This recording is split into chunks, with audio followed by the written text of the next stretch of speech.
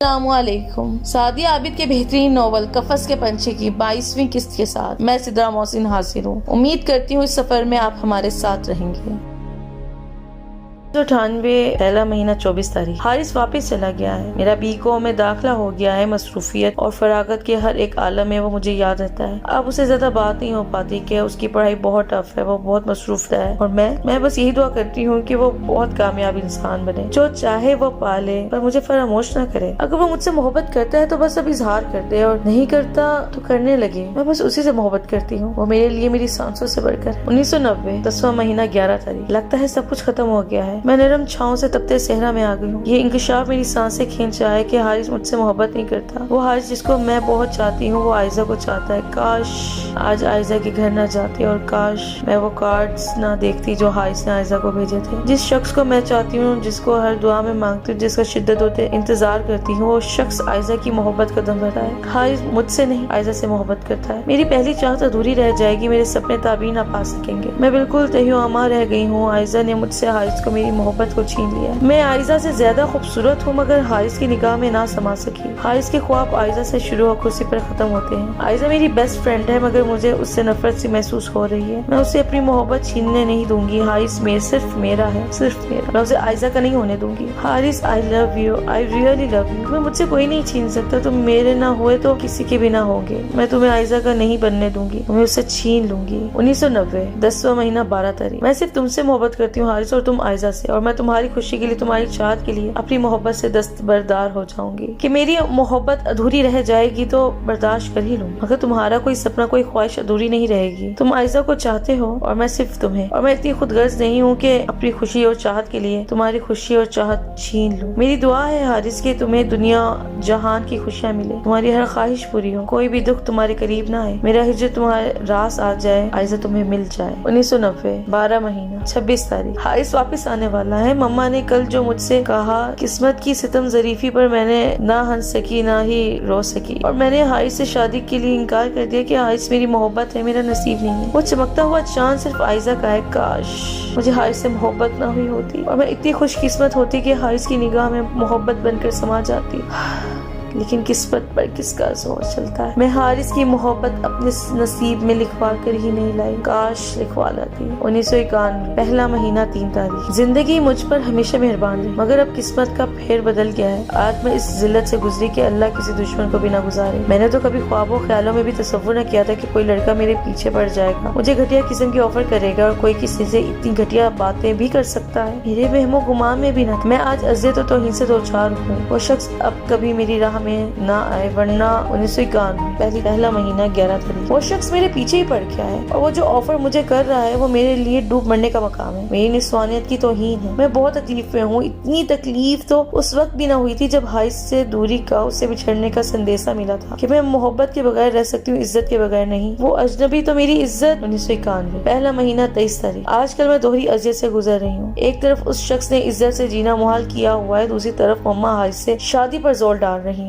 इसीलिए मैंने आज आयजा को सब घर वालों की ख्वाहिश का बता दिया और उससे अपने दिल की बात मुझसे कह दी। मैंने इन दोनों से वादा किया है कि मैं उनके लिए ताई अम्मा को राजी करूंगी। 1991 पहला महीना 28 तारीख। मेरे दिल के किसी कोने में आज भी हारिस को पाने की ख्वाहिश मचल रही है। इसलिए हारिस की खुशियों के लिए मैंने दिल की ख्वाहिश और अपने जज्बात पर बंद बांध लेने के बावजूद जब ताई अम्मा से बात की तो दिल में सदा उभरी थी कि वो ना माने, लेकिन वो बेटे की खुशी के लिए ऐसी लड़की को बहू बनाने के लिए राजी हो गई जिससे उन्हें शदीद नफरत है। 1991 दूसरा महीना 4 तारीख। हमेशा हमारी उम्मीदों के बरखिलाफ ही होता है और इंसान कुदरत के फैसलों को मानने पर दिल से या जबरन तैयार ही हो जाता है। और हम सबकी उम्मीदों के बरखिलाफ आयजा की शादी महरूख के भाई से तय हो गई। लेकिन मैं हारिस को दुखी देखकर बहुत तकलीफ में हूँ। ये वो दोहरी अजियत और परेशानी लगती है कि मेरी जान ही ले लेगी। हारिस ने आज धक्के मार कर मुझे अपने कमरे से निकाल दिया। वो मुझे अपना मुजरिम मानता। उसे लगता है कि मैं उसके और आयजा के दरमियान में आ गई हूँ। मैं उसे कैसे बताऊँ, मैं तो सिर्फ उसकी खातिर तकलीफ में हूँ। उसे वसूल देने की ख्वाहिश में हिजर काट रही हूँ। 1991 दूसरा महीना 9 तारीख। मेरी जिंदगी तो अजाब बनकर रह गई है। उस शख्स ने तो जैसे मेरे शफाफ दामन को दागदार करने का तहैया कर लिया है और मैं इतनी बेबस हूँ कि ना खुद कुछ कर पा रही हूँ, ना ही किसी से कह पा रही हूँ कि मैं इसमें भी अपनी तौहीन देखती हूँ। आयशा की शादी के बाद हारिस बिल्कुल टूट गया है। उसे जैसे अपना होश ही नहीं रहा। अगर वो पहले वाला हारिस होता तो शायद मैं तौहीन और इज्जत से गुजर कर उसे सब कुछ बता देती, मगर अब मैं ऐसा बिल्कुल नहीं कर सकती कि वो मुझे देखकर नफरत से मुंह फेर लेता है और मैं अपने दुखों के साथ उसके दुख पर मातम करने के सिवा कुछ नहीं कर सकी। और मैंने कभी किसी को भी बद्दुआ नहीं दी, मगर उस शख्स ने मेरे लिए जिंदगी इतनी कठिन बना दी है, इतनी तंग कर दी है जिंदगी मेरे लिए कि मैं उसके साथ साथ अपनी मौत की दुआ करने पर मजबूर हूँ। और घर वाले 1991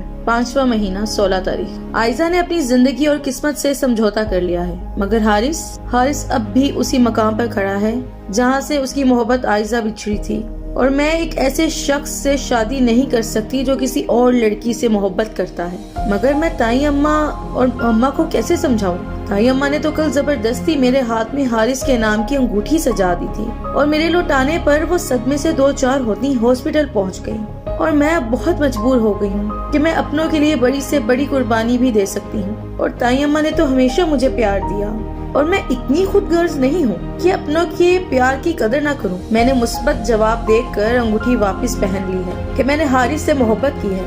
हारिस की जगह कोई नहीं ले सकता, मगर हारिस की जगह कोई भी हो तो क्या फर्क पड़ेगा? और जब कोई फर्क ही नहीं पड़ेगा तो ठीक है, उसी शख्स की बन जाती हूँ जिसका मैंने बनना चाहा था, मगर वो मेरा ना बन सकेगा।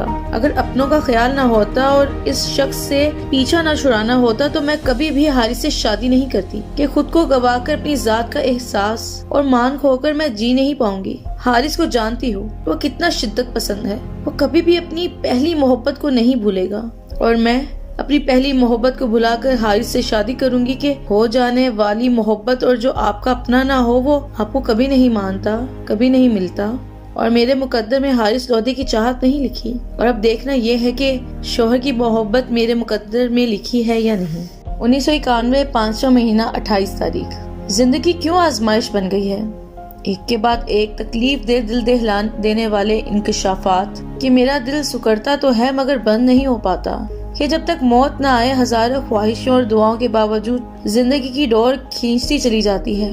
और जिस शख्स की मौत की दुआएं तलब करती रही हूँ वो महरूख का नसीब बन गया है और मैं उसके लिए खुद को कभी माफ नहीं कर पाऊंगी कि मैं महरूख को इस भेड़िए से बचा न सकी जिससे मैं शदीद नफरत करती हूँ। उससे महरूख शदीद मोहब्बत करती है। तो बस यही दुआ है कि मेरा भरम महरूख के सामने कायम रहे, वरना जिंदगी मजीद सबर आजमा बन जाएगी कि वो अगर अपने शोहर की ज़हनियत और इरादे जान गई तो मैं मुजरिम ना होते हुए भी मुजरिम ठहराई जाऊंगी और मैं महरूख से निगाह नहीं मिला सकूंगी। वो शख्स तो मेरी सोच से बढ़कर घटिया और कमीना निकला। मैं तो सोच रही थी कि महरूख से शादी के बाद और मेरी शादी का सुनकर वो अपनी मकरू सोच को बदल लेगा, लेकिन नहीं, वो तो हनूज अपने मुतालबे पर डटा है। वो मेरे साथ कुछ वक्त गुजारना चाहता है और इस मुतालबे ने मेरे दिन का चैन और रात का सुकून छीन लिया था। मगर कल की उसकी बात, काश वो सब सुनने से पहले मुझे मौत आ गई होती या मैं बहरी हो जाती। मेरे कान वो कभी ना सुनते, मगर मेरा किसी पर कोई इख्तियार नहीं है। मैं अपनी नजरों से गिरकर भी जिंदा हूँ, खुद पर उठी गलाजत भरी निगाहें निकाल नहीं सकती। मैंने बचपन से हमेशा बहुत तौसीफी कलमात सुने, तौसीफी निगाहें मुझ पर उठी, मगर तसव्वुर भी ना किया था कि मेरी खूबसूरती यूं मेरे मन और इज्जत का रोग बन जाएगी। तौसीफी निगाहों के साथ हवस भरी निगाहें भी शामिल होती मेरे जिस्म ही नहीं मेरी रूह के भी आर पार हो जाएंगी। मुझे अपनी खूबसूरती से घिन आने लगी है। अपना खूबसूरत वजूद मुझे आसेब की तरह लगने लगा है, मगर जिससे मैं चाहकर भी जान नहीं छुड़ा सकती। उस शख्स ने अपने नफ्स की तस्कीन के लिए मुझे जिल्लत के दहाने पर रख छोड़ा है। काश मैं इतनी बदसूरत होती कि कोई मुझे देखना तो दूर मुझ पर थूकना भी बुरा समझता कि मेरी खूबसूरती मेरी इज्जत के लिए आजार बन गई है। मेरी तबीयत और हालत का सबब मेरे घर वालों से पोशीदा है। सबको यही लगता है कि मैं हारिस से शादी नहीं करना चाहती, इसलिए परेशानी से ऐसी हालत हो गई है। मगर अब मैं कैसे अपनी जिल्लत की दास्तान अपनों को सुनाऊं? मैं बहुत कम हिम्मत हूँ, बहुत तकलीफ में हूँ, बहुत अजियत में हूँ। काश ऐसा हो कि मैं इस अजाब से निकल आऊं। कि मैं हराम मौत मरना नहीं चाहती। 1991 छठा महीना 12 तारीख। जिंदगी जा छोड़ दे पीछा मेरा, जिल्लत और तौहीन तो लगता है मेरा मुकद्दर बन गए हैं। तमाम बुरे हालात हारिस के ना चाहिए, मेरे ना चाहने, मेरी बीमारी के बावजूद मेरे हारिस से शादी हो गई है। मैं जो समझती थी कि मुश्किलात खत्म हो गई हैं, मेरी जिंदगी नए कर्ब का शिकार हो गई है। हारिस ने मुझे अपनी बीवी का धुतकार दिया है। इतनी तौहीन तो आज तक किसी कट्टर दुश्मन ने भी अपने दुश्मन की ना की होगी जैसी हारिस ने मेरी की। हारिस को मुझसे मोहब्बत नहीं तो ठीक था ना। मैं कब चाह रही थी कि वो मुझसे मोहब्बत करे। मोहब्बत नहीं कर सकता तो इतनी हकारत और नफरत से बिना धुतकारे वो मुझे अपनी मोहब्बत कदम में ले गया, जहाँ आयजा की मोहब्बत और हारिस की चाहत बसती है, जहाँ एक नाकाम मोहब्बत बड़ी शान से रह रही है, जहाँ मेरा कुछ न था। वो घर हारिस ने मुझे मुंह दिखाई में गिफ्ट किया था और घर का दरवाजा मेरे मुंह पर बंद करके मुझे चौखट पर मुंतजिर छोड़ गया। मैंने चंद मिनटों की ताखीर के सबब या हारिस के इंतकाम के सबब अरमानों भरी रात सर्दी में ठठराते, बारिश में भीगते, खौफ से कांपते गुजारी, जबकि हारिस जानता था कि मुझे अंधेरे और बारिश से डर लगता है। बादलों की गरज मुझे सहमा देती है, मगर उसने कुछ न सोचा। वो मुझे वक्ती तौर पर साथ रख रहा था, वो भी तब जब मैं उसका वार और तौहीन खामोशी से बर्दाश्त करती कि मैं पलट तो आसानी से सकती थी, मगर मैंने ना पलटने का फैसला किया था कि हारिस अब मेरा शौहर है और मशरी की बीवी अपनी जात को बिखेर कर रिश्तों को बिखेरने से बचाती है, और मैं अपनी माँ की तरबियत की लाज रखने को जैसे जिस हाल में मेरा शौहर रखेगा मैं रहूंगी। के पलटने पर बदनामी है और रहने पर जिल्लत, और वो जिल्लत जो अपनी जात पर सहनी पड़े वो कम होती है बानिस्बत उस जिल्लत के जब किसी को सफाई देना पड़े, निगाह झुकाकर तावील देनी पड़े। और मुझे आयजा की बातें याद आ रही हैं। उसने मेरी रुखसती की शाम कहा था कि मैं उसी दर्द से गुजरूंगी जिस दर्द से वो गुजर रही है, क्योंकि खजाइन मुझसे मोहब्बत करते हैं और बटा हुआ शोहर किसी तकलीफ से दो चार करता है। इस तकलीफ से गुजरूंगी तो पता चलेगा, लेकिन जिस अजियत से मैं गुजर रही हूँ तुम आयजा उसका तसव्वुर भी नहीं कर सकती कि तुम्हारे शोहर के दिल की बात कभी लबों से अदा नहीं हुई।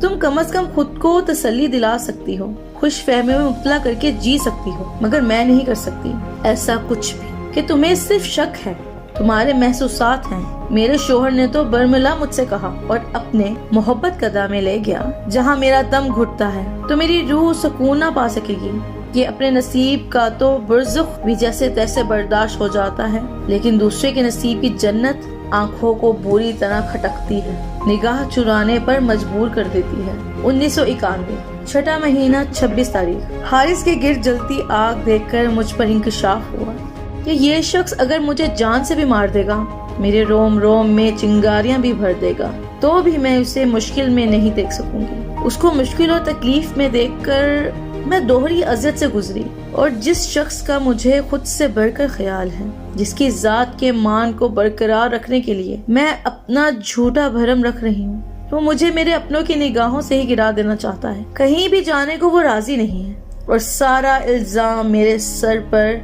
मुझे समझ नहीं आता हारिस क्यों मेरे साथ ऐसा कर रहा है, वो क्यों मुझे और खुद को अजियत दे रहा है। वो आयजा को याद रखना चाहता है तो रखे ना, मैंने कब रोका है, लेकिन यूं खुद को अजियत तो ना दे।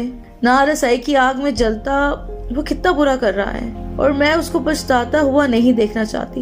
मैं चाहती हूँ कि वो वक्त से पहले संभल जाए कि उसका बुरा रूप सामने आया तो ताई अम्मा बर्दाश्त नहीं कर पाएंगी और मैं ताई अम्मा को दुखी नहीं देख सकती। काश हारिस वक्त के चलते देर होने से पहले संभल जाए। 1991 7वां महीना 2 तारीख। मैं जो कहा करती थी ना कि मैं बड़े बाप की बेटी हूँ, मुझे सीखने कुछ करने की क्या जरूरत है, कि मेरे आगे पीछे तो नौकरों की लाइन लगी है, मगर वक्त ने मेरे मुंह पर ऐसा तमांचा मारा कि मैं बुलबुला तक नहीं सकी।